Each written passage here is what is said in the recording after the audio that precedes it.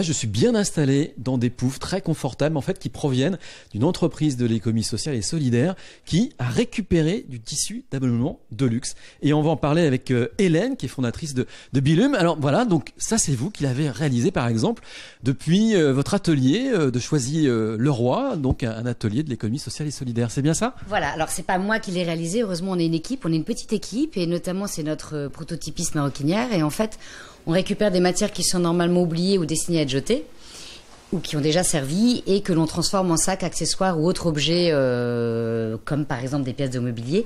Et tout est fabriqué en France avec un circuit très court. Donc on récupère les matières que l'on choisit et que l'on filtre parce qu'on a des matières qui sont parfois abîmées. Dans notre atelier à Choisy-le-Roi, les matières sont nettoyées avec le personnel d'entreprise d'insertion sociale détaché chez nous. Et ensuite on les emmène en couture. On a un petit atelier chez nous où on les emmène pour les grandes séries dans différents ateliers, tous situés en France.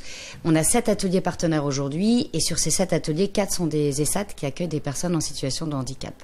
Et on a différents ateliers selon les matériaux qu'on va récupérer, qui sont des ateliers de papier, puisqu'on fabrique des carnets à partir d'affiches publicitaires récupérées, des ateliers de textile, comme pour tout ce qui est textile, on récupère les blousons de la gendarmerie nationale, on récupère les rideaux de palace parisien ou différents textiles un peu fous.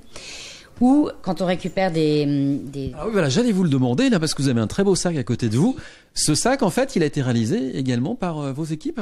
Alors, c'est du recyclage? Alors, ce sac a été réalisé par un ESAT, établissement et service d'aide par le travail qui accueille des personnes handicapées, qui fabriquait avant des cartables, qui est situé en région parisienne. Et il est réalisé à partir d'une toile de train. Vous savez, les grandes toiles de train de fret.